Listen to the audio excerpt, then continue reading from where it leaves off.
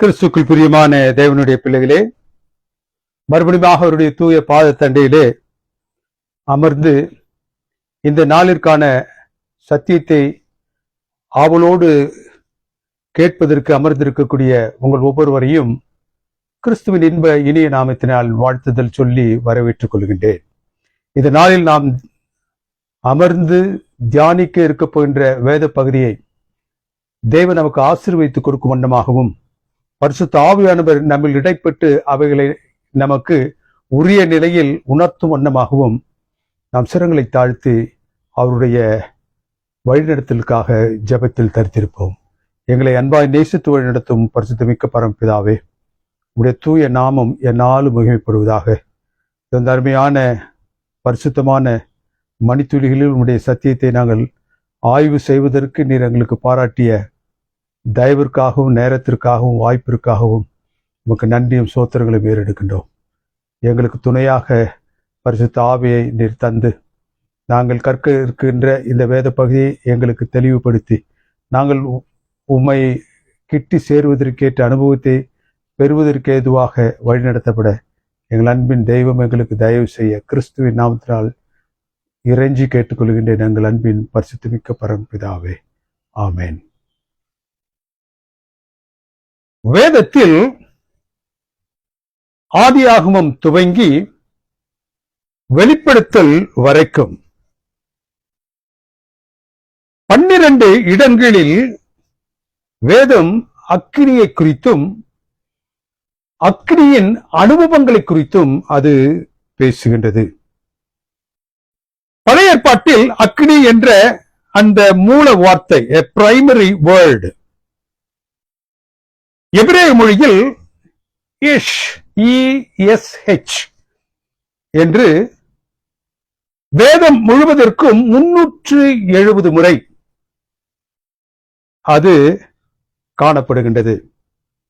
ஒவ்வொரு முறை அக்கினி என்ற வார்த்தையும் அதன் அனுபவமும் பேசப்படும் பொழுதெல்லாம் அவைகள் வித்தியாசமானதாகவும் வெவ்வேறாக அது காணப்பட்டாலும் it carries a consistent weight, சீரான கனத்தை உடையதாக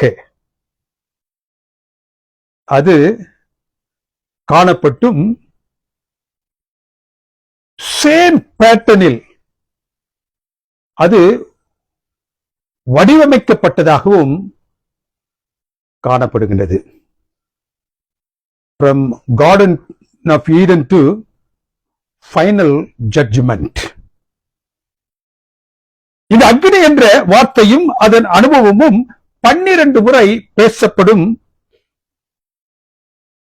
அது பேசப்படும் பொழுதெல்லாம் அது காட்டக்கூடிய ஒன்று தேவனுடைய வல்லமை மற்றும் அவரது ஆளுமை என்னவென்றும்,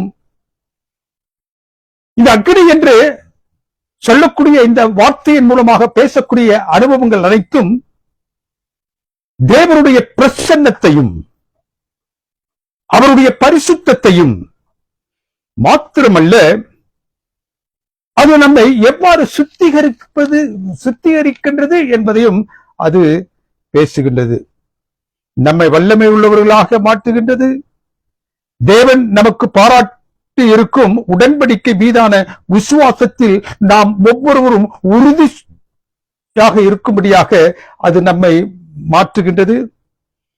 தேவனுக்கு பிரியமானவர்களே, மோசேக்கு முன்பாக காணப்பட்ட எரிகிற முட்புதர் இஸ்ரவேலரை இருளில் வழிநடத்திய அக்கினி ஸ்தம்பம், சீனாய் மலையில் கற்பனையை கொடுக்கப்படும் பொழுது அங்கு சுற்றிலும் காணப்பட்ட அக்கினி மயம், கர்மேல் மலையில் எலியா நாட்களில் பரத்தில் இருந்து இறங்கி எலியா பலிப்படத்தில் வைத்த அந்த பலியை பட்சித்து போற்ற அக்கினி, ஏசாயாவின் அசுத்த உதடுகளை சுத்திகரித்த நெருப்பு தணல்,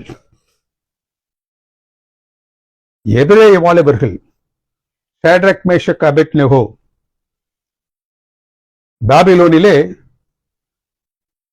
போடப்படும் பொழுது, எரிகிற சூளையில் போடப்படும் பொழுது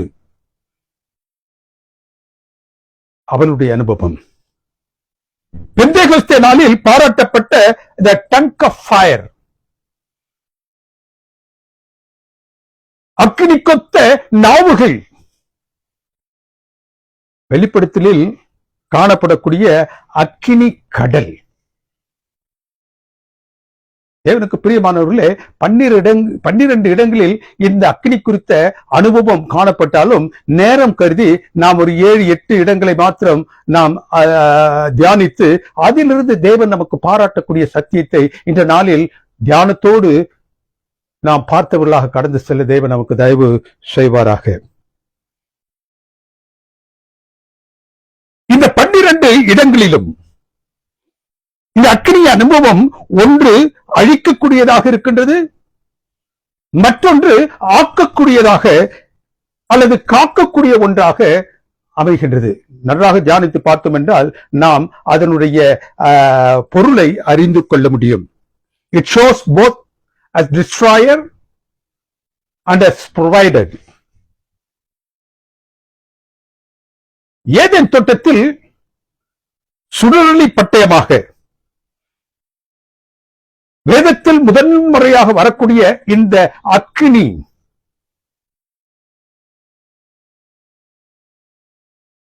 வேதத்தின் கடைசி புத்தகமாகிய வெளிப்படுத்தலில் அக்கினி கடலாக அது என்ன செய்கிறது, வந்து செல்லுகின்றது. 12 முறை மேஜர் ஈவென்ட்ஸ். அதில் முதலாவது என்னவென்றால் த ஃபர்ஸ்ட் ஃபயர், சுடர் ஒளி பட்டயம். இதுவே வேதத்தில் காணப்படக்கூடிய முதல் அக்கினி. ஆதாம் ஏவல் பாவம் செய்தார்கள். அவர்கள் கீழ்ப்படியாமல் போனபடியினால் தேவன் அவர்களுக்கு செய்த காரியங்களை நாம் உற்று நோக்கினோம் என்றால் அவர்களுக்கு தோல் உடையை என்ன செய்யார், அணியும்படியாக கொடுத்தார். நித்தியமாக அவர்கள் வாழ வேண்டும் என்ற ஆசையோடு அவர்களை படைத்த அவர், அவர்கள் நித்திய ஜீவனை உடையவர்களாக இருக்க வேண்டும் என்று ஆசித்தவர், பாவத்திற்கு பிறகு அந்த விளக்கப்பட்ட கனியை புசித்ததின் மூலமாக அங்கு வைக்கப்பட்டிருக்கக்கூடிய ஜீவ விருட்சத்தின் கனியை அவர்கள் புசித்து விட்டார்களே என்றால் அவர்கள் நித்தியமாக பாவிகளாக ஆகி போய்விடக் கூடாதே என்பதற்காக இந்த ஜீவ விருட்சத்தின் கனியை அவர்களை விட்டு அகற்றி அவர்களை அவர் என்ன செய்தார், ஏதேனை விட்டு துரத்தி விட்டார், வெளியில் அனுப்பினார். அதோடு அவர் நின்று விடவில்லை, அந்த ஜீவ விருட்சத்திற்கு அவர்கள் சென்றுவிடக் கூடாது என்பதற்காக மறுபடியும் அவர்கள் ஏதேனில் நுழைந்துவிடக் கூடாது என்பதற்காக சுடரொளி பட்டயத்தை, எரிகிற ஒரு பட்டயத்தை ஒரு புறமும் கேருபீன்களை மறுபுறமும் அவர் வைத்தார். தோட்டத்துக்கு கிழக்கே.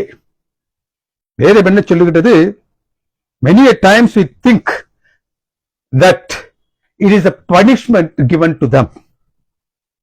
It's a sign of God's punishment. அவர்களை அந்த தோட்டத்தை விட்டு விலக்கி துரத்தி விட்டது அவர்களுக்கு கொடுத்த தண்டனையாக நாம் பார்க்கின்றோம். It's not the sign of punishment. It's only guarding them from falling eternally. அவர்களுக்கு கொடுக்கப்பட்ட ஒரு தண்டனை அல்ல. அவர்கள் அந்த ஜீவ விருட்சத்தின் கனியை புசித்து ஜீவனோடு அவர்கள் பாவிகளாக இருந்துவிடக் கூடாது என்பதற்காக. It is not a permanent separation. தேவனுக்கு பிரியமானவர்களே, நித்தியமாக அவரை விட்டு அவர்கள் பிரிந்து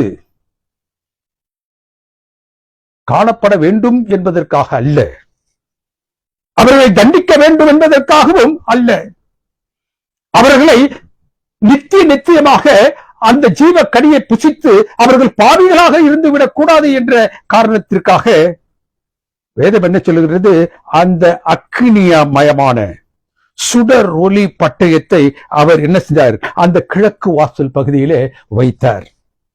எதற்காக?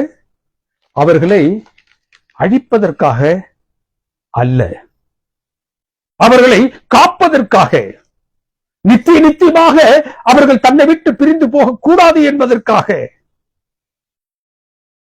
Here fire makes it the place where God draws a boundary not to destroy but to protect.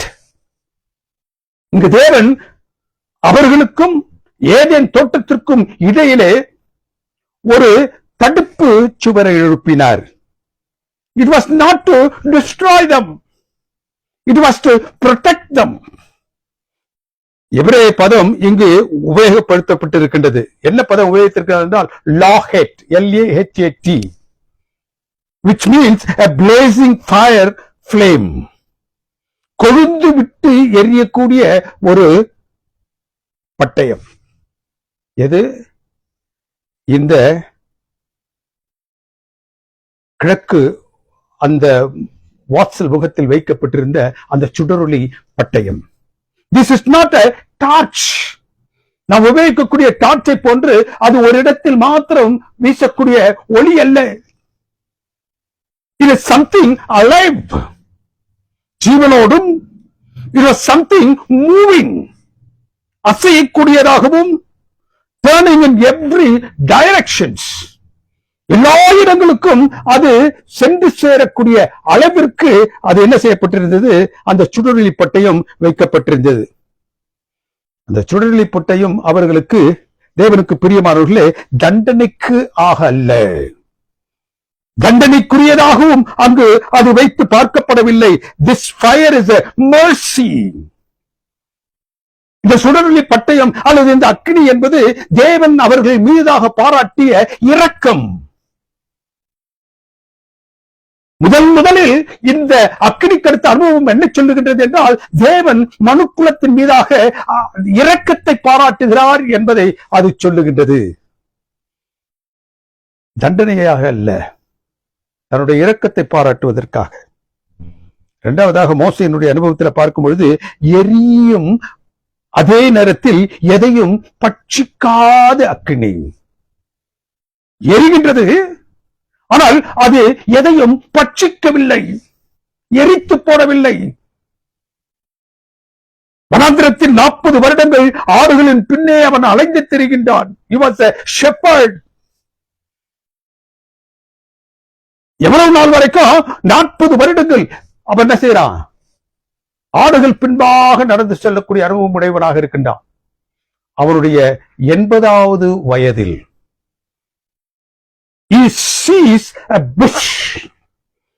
அவன் அந்த ஆடுகளை வைத்துக் கொண்டிருக்கும் பொழுது தூரத்தில் ஒரு புதர் எரிவதை அவன் காணுகின்றான்.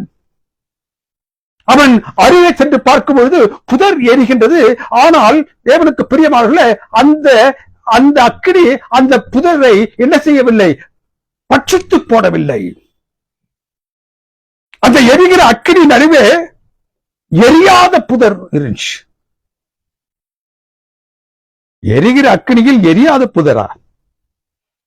இங்கு புதர் என்ற வார்த்தைக்கு எபிரேய மொழியில கொடுக்கப்பட்டிருப்பது சென்னா, SENNA. இந்த சென்னா என்று சொல்வது thorny shrub. இந்த வகை புதர் பாலைவன மண்ணில் மாத்திரம் வளரக்கூடியது. இந்த பாலைவன மண்ணில் வளரக்கூடிய இந்த புல் சீக்கிரமாக பற்றி எறியக்கூடிய ஒரு இயற்கை பண்பு உடையதாக இருக்கின்றது. தேவனுக்கு பிரியமானவர்களே, எளிதில் பற்றக்கூடிய ஒரு புதர். ஏன் இந்த புதரை தேவன் தன்னை வெளிப்படுத்துவதற்காக எடுத்துக்கொண்டார்? அக்கினியில் சீக்கிரமாக எரிக்கக்கூடிய தன்மையுடைய அந்த புதர் அக்கினியில் இருந்த போதிலும் கூட அது என்ன செய்யவில்லை? பட்சித்து அல்லது எரித்து போடவில்லை. ஏன் இந்த ஒரு நிலையை தேவன் தன்னை வெளிப்படுத்துவதற்காக எடுத்துக்கொண்டார்? எரிவது என்பது அக்கினியின் இயற்கை தன்மையாக இருப்பினும் பாலை மண்ணில் காணப்படக்கூடிய இந்த புதர் தேவனுக்கு பிரியமானவர்களே எளிதில் எரிந்து போகக்கூடிய ஒன்றாக இருப்பினும் இங்கு மோசே காண்பது எரிகிற அக்கினியில் எரியாத புதர். பாவிகளாகிய மனுக்களும் தங்கள் பாவத்தின் நிமித்தம் புதரை போன்று எரிக்கப்படக்கூடியவராக இருந்த போதிலும் தேவனுக்கு பிரியமானவர்களே பாவத்தை நிர்மூலமாக்கும் அக்கினியைப் போல் தேவன் இருந்தாலும் தான் அழிப்பதற்காக அல்ல, உங்களை மீட்பதற்காக நான் இந்த என்னுடைய செயல்பாடுகளை செய்கின்றேன் என்று சொல்பவராக அங்கு மோசேக்கு முன்பதாக அவர் வந்தார். Not to destroy, but to protect you. It is not the fire of judgment, but it is the fire of His presence. இது தண்டிப்பதற்காக அல்ல, தன்னுடைய பிரசன்னத்தை, தன்னுடைய தூய பிரசன்னத்தை மனுக்குலத்திற்கு காட்டுவதற்காக தேவன் அந்த நிலையில் அவனுக்கு வெளிப்பட்டார். Not to punish, but to offer His presence with him. நான் உன்னோடு கூட இருக்கின்றேன் என்பதை சொல்லுவதற்காக, அவர்களை அடித்து போடுவதற்காக அல்ல. ஏனெனில் முதலாவது அக்கினி தண்டிப்பதற்காக அல்ல என்று தேவன் சொன்னார். நித்தியமாக பாவிகளாக இருந்துவிடக் கூடாது என்பதற்காக அவர் தன்னுடைய அந்த இரக்கத்தை அவர்கள் மீதாக பாராட்டினார். ஜீவ விருட்சத்திற்கும் அவர்களுக்கும் இடையே வைக்கப்பட்ட அந்த சுடர் ஒளி பட்டயத்தை போன்று எரிகிற அக்கினியில் எரியாத புதரை போன்று, எரிகிற அக்கினியில் எரியாத புதரை போன்று அங்கு தேவன் அவர்களுக்கு வெளிப்படுத்தி அவர்களுக்கு திருவலம் பற்றும் பொழுது நான் உங்களை அழிப்பதற்காக அல்ல என்பதை அங்கு அவர் உறுதி செய்தார். மூன்றாவதாக பில்லர் ஆஃப் ஃபயர், அக்கினி ஸ்தம்பம். இஸ்ரவேலர் எகிப்தின் அடிமைத்தனத்தில் இருந்து வெளியில் வந்த பொழுது எதிரே செங்கடல், அவர்களுக்கு இருமருங்க மலைகள் வியாபித்து நின்றது, இருள் சூழ்ந்திருந்தது. எவனுக்கு பிரியமானவர்களே அவர்களுக்கு அவர் இரவிலே வெளிச்சம் காட்டுவதற்காக அக்கினி ஸ்தம்பத்தை அங்கு நிறுத்தினார். அவர்கள் பயணித்த அந்த 40 வருடங்களும் அந்த அக்கினி ஸ்தம்பம் அவர்களை இருளில் என்ன செய்தது? வழி நடத்திற்று. அவருடைய கால்கள் தள்ளாடாத வண்ணம், இடையறாத வண்ணம், அவர்கள் ஒரு வெளிச்சத்தில் நடப்பதை போன்று அந்த அக்கினி ஸ்தம்பம் அவர்களை என்ன செய்தது? வழி நடத்திற்று. அது முன்பாக சென்றது மேகஸ்தம்பம் ஒரு தூதனோடு, அதற்கு பிறகு அது அப்படியே பின்பாக வந்துச்சு. இந்த இஸ்ரவேல் சேனைகளுக்கும் எகிப்திய சேனைகளுக்கும் இடையிலே ஒன்றோடு ஒன்று சேர்ந்து விடக் கூடாது என்பதற்காக அது என்ன செய்தது? பின்பாக வந்துச்சு. வேதத்தின் இந்த பகுதி என்ன சொல்லுகின்றது என்றால், மேகஸ்தம்பம் எகிப்தியருக்கு மேகமும் மந்தாரமாய் இருந்துச்சு, இஸ்ரவேலுக்கோ அது இரவை வெளிச்சம் ஆக்கிற்று. The அக்கினி ஸ்தம்பம், it does not fall like a meteor, neither spread like a wildfire. அது வானத்திலிருந்து விழுகிற எரிகிற நட்சத்திரத்தை போன்றும் காட்டு தீயை போன்றும் அல்ல. அது நகர்ந்து செல்லக்கூடியதாகவும் அதனுடைய அசைவுகள் அதற்கு கீழாக பயணிக்கக்கூடிய 20 லட்சம் இஸ்ரேல் புத்திரர்களை வழிநடக்கக்கூடியதாகவும் அது அமர்ந்திருந்தது. அதில் உள்ள பியூட்டி என்னவென்றால், அந்த அக்கினி ஸ்தம்பம் எதையும் எரிக்கவோ எதையும் அழித்து போடவோ, கீழே பயணிக்கக்கூடிய ஒருவருடைய பாதங்களும் இருளை விடாதபடி இருக்குவதற்காக அது என்ன செஞ்சது? கடந்து சென்றது. பாதைக்கு ஒளியாகவும் அது திசை காட்டும் ஒன்றாகவும் தேவனுடைய தூய பிரசனத்தை காட்டக்கூடியதாகவும் இருந்துச்சு. It provided light, it provided direction and God's presence. God's presence. அந்த இந்த காலத்தில் இருப்பது போன்ற மின்சாரமோ வழிகாட்டுவதற்கு ஜிபிஎஸோ அவர்களோடு அந்த 20 லட்சம் புருஷர்களை வழிநடத்தி செல்வதற்கு எந்த மாடர்ன் டெக்னாலஜியோ கிடையாது. 20 லட்சம் பேரு அந்த வனாந்திரத்தில் வழிநடத்தப்பட்டார்கள் என்றால் அந்த மேகஸ்தம்பமும் அந்த அக்கினி ஸ்தம்பமுமே fire was not the map,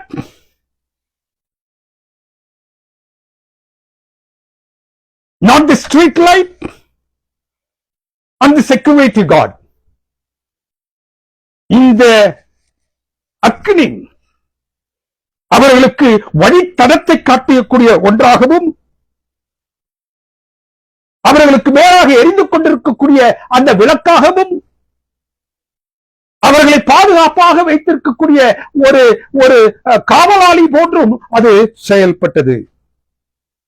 At once, all of them together. வெளிச்சம், பாதுகாப்பு, வழிநடத்துதல், இது எல்லாற்றையும் ஒரே நேரத்தில் அந்த அக்னி ஸ்தம்பம் அவர்களுக்கு அதை செய்து கொண்டு சென்றது.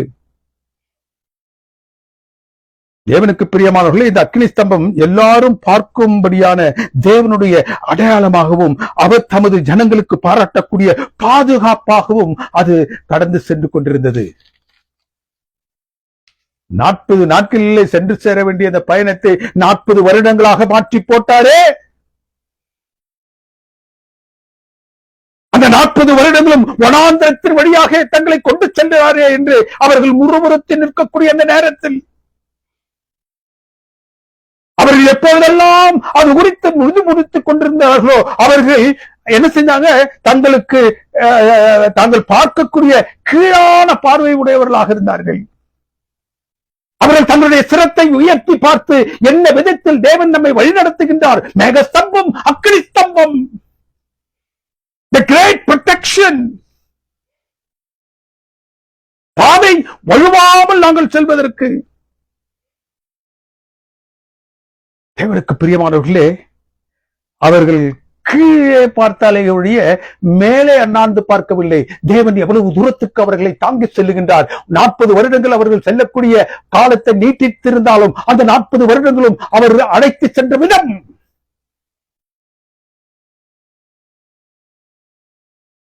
இருளிலே அக்னி ஸ்தம்பமாக அவர் காப்பாற்றினார். 5வதாக ஏசாயாவின் பலியின் மீதான பரத்தின் பாதிப்பு. ஏசாயாவுடைய பலியின் மீதான இறங்கிய அக்னி, கர்த்தனே தேவன் என்று பறைசாற்றிய அக்னி. 450 பாகால் தீர்க்கதரிசிகள், 400 எசபேலில் மேஜையில் அப்பம் புசிக்கக்கூடியவர்கள், தோப்பு விக்கிரக தீர்க்கதரிசிகள் 400 பேர். ஆக 850 பேர் கர்மேல் மலையில் கூடுகின்றார்கள். பலிப்பிடங்கள் எழுப்பப்படுகின்றது. அவர்களுக்குரிய அந்த காலை பலி அவர்களுக்கு கொடுக்கப்படுகின்றது. 850 பேரும் ஒரு இடத்தில் இருந்து அந்த பலியை அவர்கள் செலுத்திக் கொண்டிருக்கின்றார்கள். அவர்களுக்கு அவர்களுடைய தேவன் உண்மையான தேவன் என்று அவர்கள் நிரூபிக்கும் வண்ணமாக அவர்களுக்கு ஒரு சான்ஸ் கொடுக்கப்பட்டது. யார் உண்மையான தேவன் என்பதை நிரூபிக்க தெரிந்து கொள்ளப்பட்ட ஒன்று அக்னி. இந்த இடத்தில் இந்த அக்னியானது யார் உண்மையான தேவன் என்பதை நிரூபிக்கப் போகின்றது. டேர்ம்ஸ் அண்ட் கண்டிஷன் தான் தெரியுமா? அக்னியினால் உத்தரவு சொல்லக்கூடிய தெய்வமே தெய்வம். அந்த அக்னி எங்கிருந்து வர வேண்டும் என்று அங்கு சொல்லப்படவில்லை. ஆனால் அக்கினி அவர்கள் வைக்கக்கூடிய இந்த பலியை பட்சித்து போட வேண்டும். That's the term and the condition. ஆனால் தேவனுக்கு பிரியமானவர்களே, அந்த பாகால் தீர்க்கதரிசியுடைய பலிப்பிடத்தில் உள்ள பலி பட்சித்து போட வண்ணமாக வைக்கப்பட்ட அந்த பலி மீதாக எந்த அக்னியும் வந்து இறங்கவில்லை. எலியா தன்னுடைய பலிப்பிடத்தில் இருந்த அந்த பலியை தேவனை நோக்கி அவன் அழைத்து ஜெபித்த பொழுது வேதம் என்ன சொல்கிறது? அந்த பரத்தில் இருந்து கீழ் இறங்கியது. எது? அக்கினி. அது கீழிருந்து அந்த பலிப்பிடத்தின் மீதாக இறங்கியது மாத்திரமல்ல, தேவனுக்கு பிரியமானவர்களே, அதனை சுற்றிலும் வெட்டப்பட்டு வாய்க்கால் வெட்டப்பட்டிருந்த நீர் நிரப்பப்பட்டிருந்த அதையும் அது பட்சித்து போட்டது, நக்கி போட்டது. பலியை பட்சித்தது, நீரை நக்கி போட்டது. கர்த்தரே தேவன் என்று அந்த அக்கினி எல்லாருக்கும் முழுவதாக சாட்சி பகர்ந்தது. The Baal of God, the Baal the god of fire, Baal the god of storms, could not produce any single spark to prove. இந்த பாகாலுக்கு என்ன பெயர் என்றால், it is the god of fire, அக்னியின் தேவன். It's a god of storms, புயல்களின் தேவன். ஆனால் வைக்கப்பட்ட அந்த பலியை பட்சித்து போற்றுவதற்கு ஒன்றும் அங்கு வரவில்லை. தேவனுக்கு பிரியமானவர்களே, but the God of Israel produced a fire that consumed everything. Consumed everything. எளிய தலைமுறையினருக்கு கர்த்தரே தேவன் என்ற அந்த அக்கினியே நிறுவனம் செய்தது. கர்த்தரே தெய்வம் என்று அந்த அக்கினியை என்ன செய்தது? சாட்சி பகிர்ந்தது. வேதத்தின் பகுதி என்ன சொல்லுகின்றது? தேவனுக்கு பிரியமானவர்களே, அக்கினியை கொண்டு தேவன் தன்னை நிறுவனப்படுத்தினார். He used the fire to prove himself as the true God. அடுத்தபடியாக அசுத்த உதடுகளை தொட்ட அக்கினி.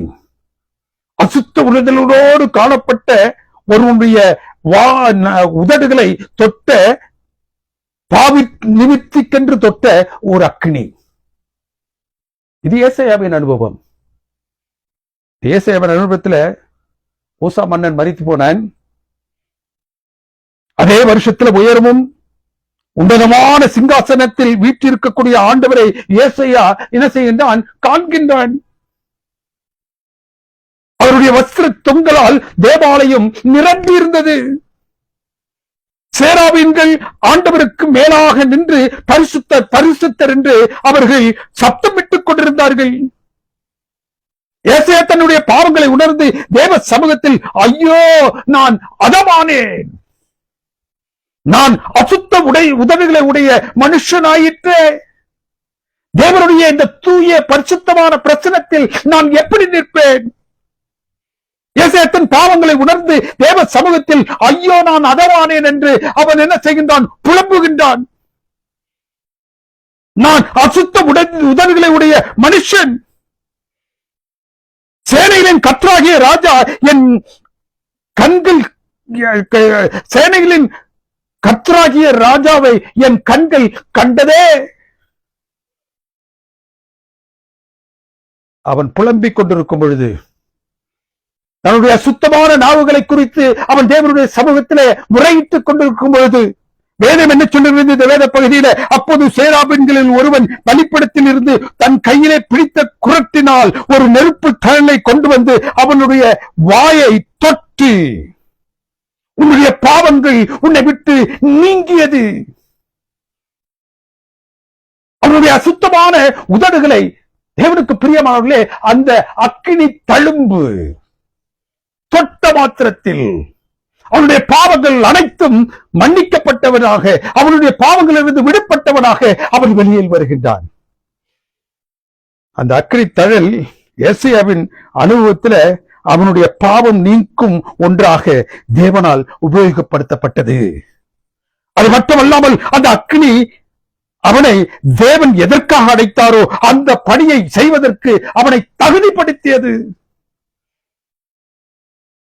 அந்த அக்கினி ஏசாயாவினுடைய அந்த பாவ நிவர்த்திக்கான ஒன்றாக மாத்திரமல்ல, அவனை தேவ ஊழியத்திற்கு தகுதிப்படுத்தக்கூடிய ஒன்றாகவும் அங்கு இருந்துச்சு. அக்கினி, fire was used as the divine cleaning agent by God to remove whatever should not be there with him. அவனில் என்னவெல்லாம் இருக்கக்கூடாது என்று தேவன் விரும்பினாரோ அவற்றையெல்லாம் எடுத்து போடுவதற்காக அந்த அக்கினியை ஒரு கிளென்சிங் கிளீனிங் ஏஜென்டாக அவர் உபயோகித்தார். அடுத்தபடியாக எரிகிற அக்கினி சூளை, the fiery furnace, the fire Son of God chose to stand with, to prove his divinity, to prove his lordship. இந்த பகுதியில ஒரு எரிகிற சூளையை நாம் காணுகின்றோம். தேவன் தன்னுடைய தூய பிரசன்னத்தை அவர்களுக்கு கொடுத்து அவர்கள் மத்தியில் நிற்கக்கூடிய ஒரு அனுபவத்தை நாம் காணுகின்றோம். தூர சமவெளியிலே உயர்த்தப்பட்ட அந்த பொன்னினான சிலையை வணங்க மாட்டோம் என்று சொன்ன மாத்திரத்திலே அவர்கள் என்ன செய்யப்பட்டார்கள்? அந்த சூளையிலே, எரிகிற சூளையிலே போடப்பட்டார்கள். சாத்ராக், மேஷக், அபேத்நேகோ அவருடைய திடாத்திரமான அவர்களுடைய அந்த நிலையை பார்த்து அவன செய்றார். அந்த சூளையானது 7 முறை, that was the highest way it could be kept. 7 முறை அது சூடாக்கப்பட்டு அதிகமாக்கப்பட்டு அவர்கள் போடப்பட்ட அந்த நேரத்தில், தேவனுக்கு பிரியமானவர்களே, இந்த வேதத்தின் பகுதி என்ன சொல்லுகின்றது? இந்த ராஜாவின் கோபத்தை அது காட்டியது, சத்ருவாகிய சாத்தானுடைய ஆக்ரோஷத்தை அது காட்டியது. ஆனால் தேவன் அந்த எரிகிற அக்கினி சூளையையே தான் வெளிப்படுவதற்கு உபயோகப்படுத்தினார். தங்களை மேன்மைப்படுத்த ராஜாவும் சாத்தானும் தெரிந்து கொண்ட ஒரு இடம்தான் அந்த அக்கினி சூளை. ஆனால் தேவன் தன்னுடைய குமாரன் தன்னுடைய பிள்ளைகளோடு நிற்கும் இடமாக, அந்த நிற்கும் ஸ்தலமாக அந்த இடத்தை அவர் மாற்றினார். இந்த ராஜாவும் சத்ருவாகிய சாத்தான் என்ன செஞ்சாங்க? அவர்களை எரித்து போட வேண்டும் என்ற அந்த சூளையை 7 மடங்கு ஏற்றி வைத்தார்கள். ஆனால் தேவன் என்ன செய்தார்? தன்னுடைய குமாரன் கர்த்தராகிய இயேசு கிறிஸ்து தனக்காக நிற்கக்கூடிய அந்த எபிரேய வாலிபர்களுக்கு மத்தியில் அந்த அக்கினி சூளையில் நிற்பதற்காக தெரிந்து கொண்ட இடமாக அதை மாற்றினார். He stood with them. அந்த அக்கினியில் தான் நிற்பது மாத்திரமல்ல, தனக்காக நின்றவர்களுக்கு தான் நிற்கின்றேன் என்பதை அவர்களை சுற்றி இருந்தவர்கள் பார்க்கும் வண்ணமாக அதை மாற்றினார். அவர்களை போட்ட ராஜாவின் வீரர்கள் அந்த சூளையின் பக்கத்தில் வந்த மாத்திரத்தில் தானே அவர்கள் என்ன செஞ்சார்கள்? அக்கினியால் பாதிக்கப்பட்டு மரித்து போனார்கள். ஆனால் எபிரேய வாலிபர்களுக்கோ புகை வாசனை கூட இல்லாத அளவிற்கு அவர்களை தேவன் பாதுகாத்தார். There was no evidence that they had ever been near to fire. அவர்கள் அந்த எரிகிற சூளைக்குள் அருகில் கூட போகாத இருந்தது ஒன்று. அவர்களில் அந்த அந்த அந்த புகை வாசனை கூட அவர்கள் மேல் அடிக்கவில்லை. The smell of smoke even not found in them. அது போன்ற அனுபவத்திற்குள்ளாக அவர்கள் கடந்து செல்லவில்லை என்று சொல்லக்கூடிய அளவிற்கு அவர்கள் நேர்த்தியாக தேவ சமூகத்தில் காக்கப்பட்டார்கள். Fire here is the place where God shows up most visibly. தேவன் தன்னை எல்லோரும் பார்க்கும்படியாக வெளிப்படுத்திய இடமாக அந்த அக்கினியை அவர் மாற்றினார். Furnace did not keep God out. அந்த சூளை தேவனை வெளியில் நிறுத்தவில்லை. It is exactly where he was. எங்கு இருக்க வேண்டுமோ அந்த இடத்தில் அவர் இருக்கும்படியாக அந்த சூளை என்ன செய்தது? மற்றவருடைய கண்களில் பட்டது. தேவனுக்கு பிரியமானவர்களே, தேவனுடைய பிள்ளைகளை அழிப்பதற்காக வைக்கப்பட்ட அந்த அக்கினி சூளை தேவன் தன்னை முழுமையாக எல்லாரும் காணும்படியாக காணக்கூடிய ஒரு இடமாக அதை அவர் மாற்றினார். அழிப்பதற்காக வைக்கப்பட்ட சூளையில் அவர் அதை காப்பதற்காக என்று மாற்றினார். தன்னை வெளிப்படுத்துவதற்காக என்று மாற்றினார். அந்த அக்னியின் அனுபவம் அவர்கள் நினைத்தது ஒன்று, தேவன் செய்தது மற்றொன்று. அழிப்பதற்காக இல்லை, காக்கும் தேவனுடைய பிள்ளைகளாக இவர்கள் இருக்கின்றார்கள் என்பதனை இந்த உலகத்திற்கு வெளிப்படுத்துவதற்காக. அக்னிமயமான நாவு, the tongue of fire. கர்த்தராகிய இயேசு கிறிஸ்து உயிர்த்தெழுந்த 50 நாட்களுக்கு பிறகு 120 பேர் பெந்தேகோஸ்து என்று சொல்லக்கூடிய நாள் வந்த பொழுது ஒருமனப்பட்டு ஒரே இடத்தில் கூடினார்கள். அப்போது வானத்திலிருந்து சடுதியாய் ஒரு முழக்கம் உண்டாகி அவர்கள் இருந்த வீடு முழுவதும் நிரப்பிற்று. அப்போஸ்தலர் 2வது அதிகாரம் 3வது வசனத்துல, அல்லாமலும் அக்னிமயமான நாவுகள் போல் பிரிந்து இருக்கக்கூடிய அந்த நாவுகள் அவர்களுக்கு காணப்பட்டது, அவர்கள் மேல் வந்து அமர்ந்தது. அக்னிமயமான அந்த நாவுகள் போல் பிரிந்து இருக்கக்கூடிய நாவுகள் அவர்களுக்கு காணப்பட்டது, அவர்கள் மேல் அது வந்து அமர்ந்தது. அவர்கள் அனைவரும் பரிசுத்த ஆவியினால் நிரப்பப்பட்டார்கள். ஆவியானவர் தங்களுக்கு தந்து அருளின அந்த வரத்தின்படியே வெவ்வேறு பாஷைகளில் அவர்கள் பேச ஆரம்பித்தார்கள். வசனம் 5 என்ன சொல்லுகின்றது? வானத்திற்கு கீழே இருக்கக்கூடிய சகல தேசத்தாரும் பக்தியுள்ள யூதர்கள் எருசலேமிலே கூடினார்கள். People from entire world it says. தேவனுக்கு பிரியமானவர்களே, அந்த இடத்துல வியாக்கியானிகர்கள் என்ன சொல்லுகின்றார்கள்? 18 பாஷை பேசக்கூடிய மக்கள் கூடினார்கள், லட்சக்கணக்கில். திரளான ஜனங்கள் கூடி வந்து தங்கள் பாஷையிலே அவர்கள் என்ன செஞ்சார்கள்? பேசினார்கள். இந்த வேதத்தின் பகுதியை நாம் நன்றாக தியானித்து ரொம்ப கவனத்தோடு வாசித்து பார்த்தோம் என்றால் ஒரு சத்தியத்தை தேவன் உங்களுக்கும் எனக்கும் சொல்ல வாஞ்சிக்கின்றார். திரளான ஜனங்கள் கூடியிருந்தார்கள். அவர்கள் தங்கள் தங்கள் பாஷையிலே பேசுபவர்கள். போதிப்பவர்கள் பேசுவதை கேட்டார்கள். அவர்கள் பேசக்கூடிய பாஷைகள் அநேகம்.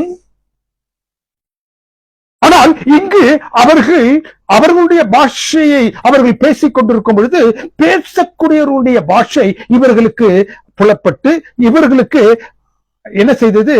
அறிமுகமாக அவர்கள் பேசுவது என்னதென்று அறிந்து கொள்ளக்கூடிய நிலையில அவர்களுக்கு அந்த பாஷை வரம் அங்கு கிடைக்கப்பட்டது.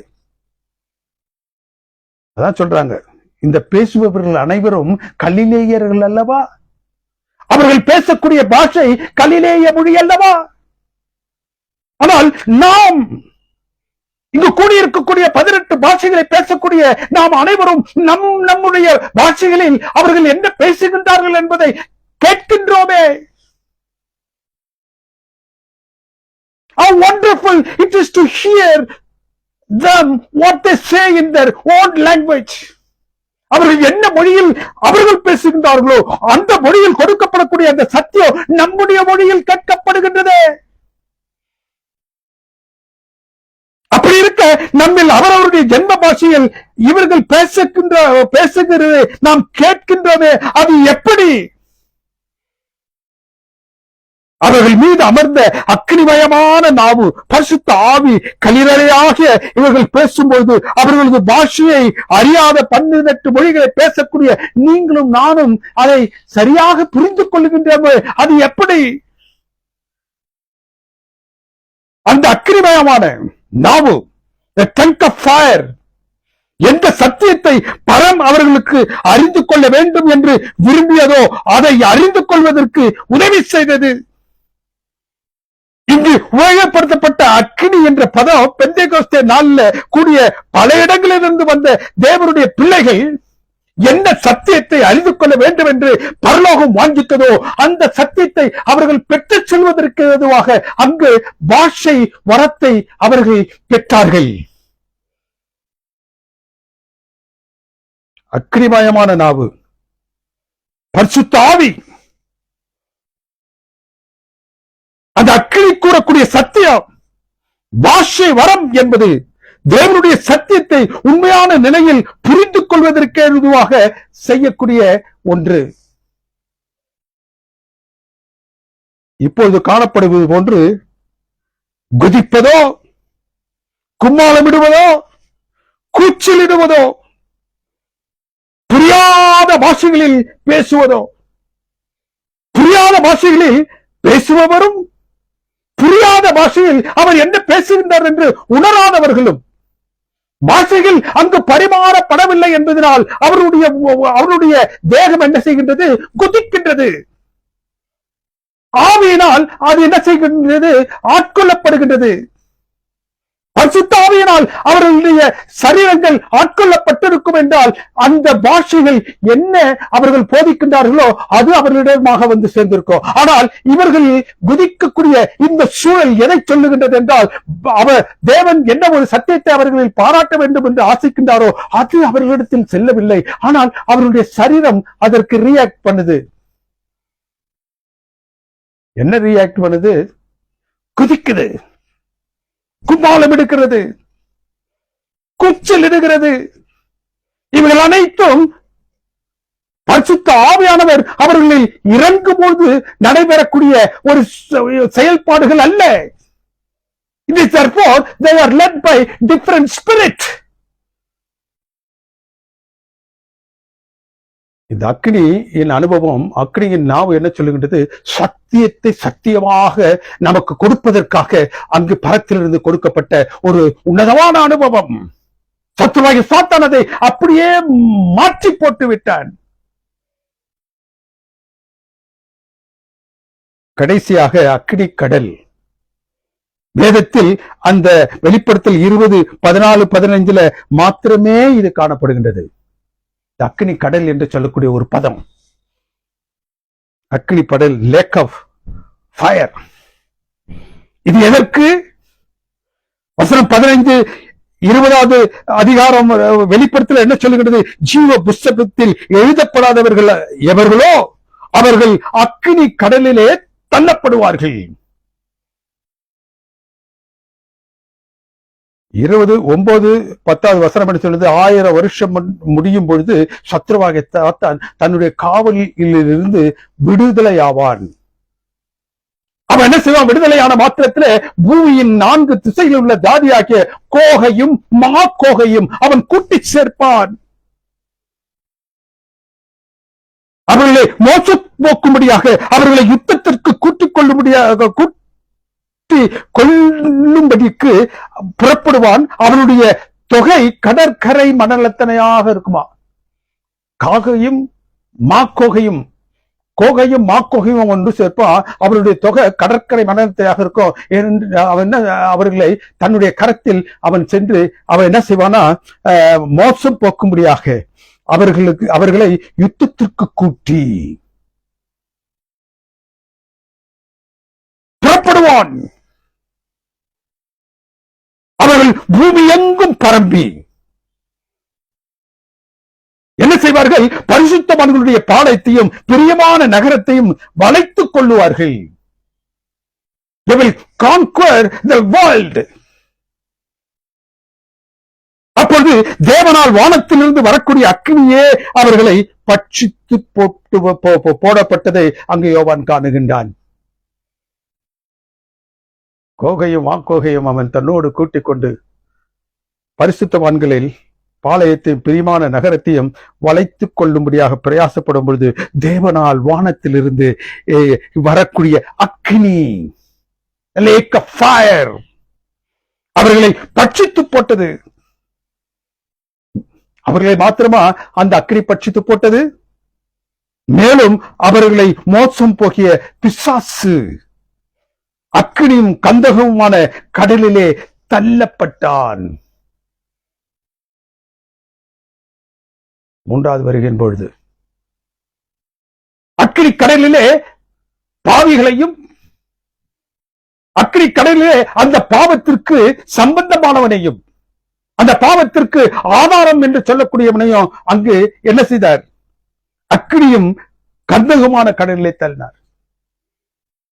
பாவத்திற்கு காரணமான அக்னியும் கந்தகமான கடலிலே தள்ளினார். அவனோடு துணை பண்ணுள்ள அந்த அக்னி அவர்கள் மீதாக இறங்க செய்து பட்சித்து போட்டார். வெளிப்படுத்தல் 20:14 சொல்றது, அப்பொழுது மரணமும் பாதாளமும் அக்னி கடலிலே தள்ளப்பட்டுச்சு. மூன்றாம் மரணம். வெளிப்படுத்தல் 21 என்ன சொல்லுகிறது? பின்பு நான் புதிய வானத்தையும் புதிய பூமியையும் கண்டேன், முந்தின வானமும் பூமியும் ஒழிந்து போயின. இங்கு காணப்படக்கூடிய இந்த அக்கினி பழையதை அழித்து புதியத்திற்குள்ளாக தேவனுடைய பிள்ளைகள் கடந்து செல்வதற்கு வழி விடுகின்றது. அங்கேயும் பரலோகம் அக்கினியை உபயோகிக்கின்றது. தேவனுக்கு பிரியமானே, ஏதேனில் இருந்து வெளிப்படுத்தல் வரைக்கும் காணப்படக்கூடிய இந்த அக்னியின் அனுபவங்கள், சுடரொளி பட்டயம் ஏதேனில் எரிகிற, ஆனால் எரிந்த போதிலும் சுற்றடிக்காத அந்த பர்னிங் புஷ், எரிகிற புதர், மோசையின் நாட்களில் இஸ்ரவேலை வழிநடத்த அக்னி ஸ்தம்பம், எலியாவின் பணிப்பிடத்தில் இறங்கிய அக்னி, ஏசாயாவின் பாவ உதடுகளை தொட்டு பாவ நிமிர்த்தி செய்த அக்னி, எரிகிற சூளையில் தேவனுடைய பிள்ளைகளாக அந்த எபிரேய வாலிப பிள்ளைகளை காப்பதற்காக தேவன் தன்னுடைய பிரசன்னத்தை அருளிய அந்த சூளை, அக்னிமயமான நாவு, a tank of fire, அக்னிக்கடல். 12 இடங்களில் காணப்படக்கூடிய அக்னிக்கடுத்த அனுபவங்கள் ஒரே நோக்கம், பரத்தின் ஒரே இடைப்படுதல். இதைத்தான் குறிக்கிறது. Fire makes God's presence and his purpose. தேவன் தன்னுடைய பிரசனத்தையும் ஒரே நோக்கத்தையும் எடுத்து உரைக்கக்கூடிய ஒன்றாக அமைகின்றது. இந்த 12 அக்னி அனுபவங்களுக்கு மத்தியில இதை மாத்திரம் நாம் சொல்லி முடிப்போம். God uses the fire in 12 of these places, but there is one other fire is written in our scriptures. இன்னொரு அக்னியை குறித்து இந்த வேதம் சொல்லுகின்றது. தேவனுடைய பிரசன்னத்தை உணர்த்தும்படியான அக்னி, தேவனுடைய பிள்ளைகளை காக்கும்படியாக வந்த அக்னி, தேவனுடைய பிள்ளைகளுக்கு எதிர்ப்பாக நிற்கக்கூடியவர்களை அழிப்பதற்காக பரலோகம் கொண்டு வந்த அக்னி. இப்படி அக்னி என்ற நிலையில் 12 இடங்களில் இந்த அக்னிகளை குறித்து வேதம் பேசும்பொழுது, அவருடைய பிரசன்னத்தை குறித்து பேசும்பொழுது, அவருடைய வழிநடத்தலை குறித்து பேசும்பொழுது, பாவத்திற்கு எதிராக அவர் செய்யக்கூடிய அவருடைய அந்த திட்டங்களை குறித்து பேசும்பொழுது, தேவனுக்கு பிரியமானவர்களே, இன்னொரு அக்னியை குறித்து இந்த வேதம் பேசுகிறது. என்ன அக்னி? A strange fire. அந்நிய அக்னி. A strange fire. லேவியாராம் புத்தகத்துல 10வது அதிகாரத்துல ஆரோனின் குமாரர்கள் என்ன செஞ்சாங்க? ஆசாரியர்களாக தெரிந்து கொள்ளப்பட்டு அபிஷேகம் பண்ணப்பட்டார்கள். புதிய ஆசீர்வதிப்பு கூடாரத்தை மோசையானவன் என்ன செய்யறான்? தேவன் அவனுக்கு பாராட்டிய அந்த அளவின் பிரகாரம், முறையின் பிரகாரமாக கட்டி எழுப்பின பிறகு அவர்களுக்கு ஆசாரியர்கள் தேவைப்பட்டபடியினால் இந்த 2 பேரையும், நாதாபும் அபியூவும், இந்த 2 ஆரோனின் குமாரர்களையும் என்ன செஞ்சார்கள்? ஆசாரியர்களாக அபிஷேகித்தார்கள். வேதத்தின் பகுதி என்ன சொல்லுகின்றது? இவர்கள் இருவரும் அந்த அந்த பிரகாரத்திலிருந்து அந்த தேவ சமூகத்திற்குள்ளாக செல்லும் பொழுது தூப கலசத்தை எடுத்து அவைகளில் அக்கினியும் தூப வர்க்கத்தையும் போட்டு கர்த்தர் தங்களுக்கு கட்டளையிடாத அந்நிய அக்கினியையும் அவர்கள் அந்த சன்னதியின் முன்னாக, தேவனுடைய பிரசனத்திற்கு முன்னாக அவர்கள் கொண்டு சென்றார்கள். பொதுவாக தூப வர்க்க அவர்கள் எடுத்துக்கொண்டு அதன் மீதாக போடப்படக்கூடிய அக்கினி அங்கு பிரகாரத்தில் அந்த தூபியில எரிந்து கொண்டிருக்கக்கூடிய, எப்பொழுதும் 24 மணி நேரமும் வருடம் முழுவதும் எரிந்து கொண்டிருக்கக்கூடிய அதிலிருந்து அந்த அக்கினியை எடுத்து என்ன செய்வார்கள்? அந்த தூப வர்க்கத்தின் மீதாக போட்டு அவர்கள் தேவ சன்னதிக்கு முன்பதாக செல்வார்கள். இந்த ஆரோனின் குமாரர்கள் என்ன செய்தார்கள்? அந்த சன்னதிக்குள்ளாக அவர்கள் செல்வதற்கு முன்பதாக அந்நிய அக்கினியை,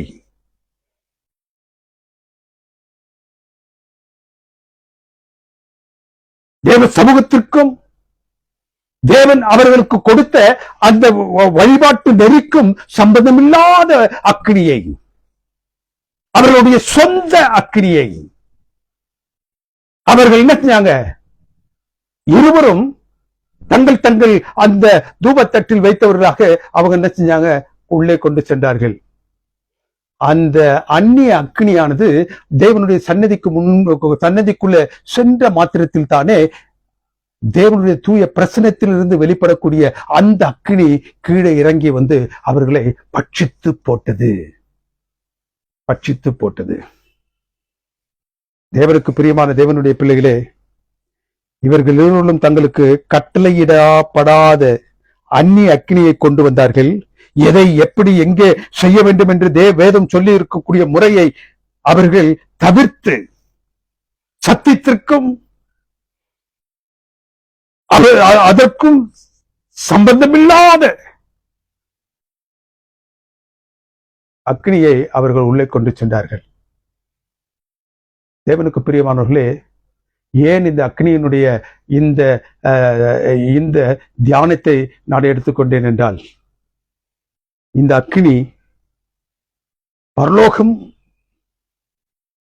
தன்னுடைய பிரசனத்தை தன்னுடைய பிள்ளைகளுக்கு உணர்த்தும்படியாக எடுத்துக்கொண்ட அந்த அக்னியை, இந்த நாதாபும் அபியும் என்ன செய்தார்கள்? தங்களுடைய சொந்த அக்னியை அவர்கள் அங்கு வைத்து, எந்த அக்னியோடு அவர்கள் உள்ளே சென்றிருக்க வேண்டுமோ அந்த அக்னியை அவர்கள் புறக்கணித்தார்கள்.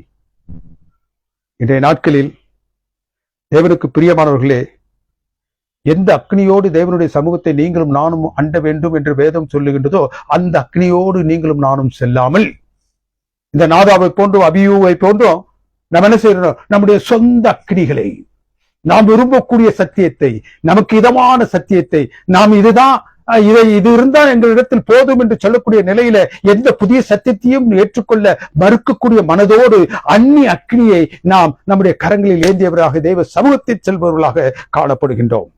சடங்காச்சாரங்கள், ஐதீகங்கள், பாரம்பரிய கோட்பாடுகள், பண்டிகைகள் தேவனுடைய சமூகத்துல இன்றைக்கு திருச்சபைகளை நிறைத்துக் கொண்டிருக்கின்றது.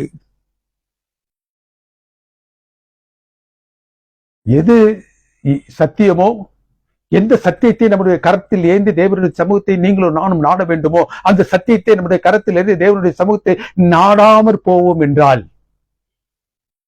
இது போன்ற பழக்க வழக்கங்கள், தப்பான தாற்பயங்கள், ஐதீகங்கள், பண்டிகைகள், இவைகள் தான் நம்மை ஆட்கொள்ளும். இதெல்லாம் அந்நிய அக்னி. இந்த அந்நிய அக்கினியை சுமந்தவர்களாக தேவனுடைய சமூகத்தை நீங்களும் நாடும் அண்ட நினைத்தோம் என்றால், அடைய நினைத்தோம் என்றால், தேவனுக்கு பிரியமானவர்களே, தேவன் வைத்திருக்கக்கூடிய சத்தியமாகிய அந்த அக்கினி நம்மை என்ன செய்யும்? பட்சித்து போடும். God will use his own fire upon us.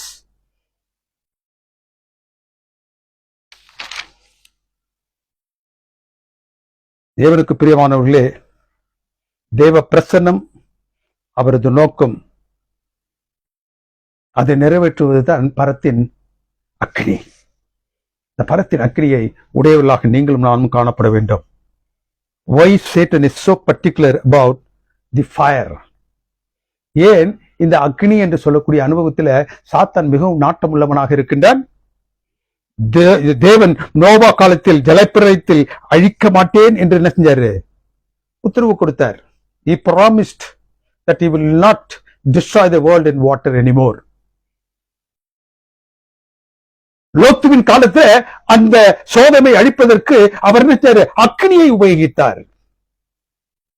இந்த அக்னியே கடைசி காலத்தில் தேவனுக்கு பிரியமானவர்களே, பாவத்தையும் பாவத்திற்கு காரணமான அந்த சத்ருவாகிய சாத்தானையும் அழிப்பதற்கு அந்த அக்னி உபயோகப்படுத்த போகின்றது என்பதை அறிந்து கொள்ளும் சாத்தான் எங்கெல்லாம் அக்னியை குறித்து தேவன் பேசுகின்றாரோ, எங்கெல்லாம் இந்த அக்னியின் அனுபவங்கள் வருகின்றதோ அங்கெல்லாம் இடைப்படுகின்றான். தேவனுக்கு பிரியமானவர்களே, he counters fire for his attack. தேவனை எந்த நிலையில் எதிர்க்க வேண்டுமோ அந்த நிலையில் இந்த இந்த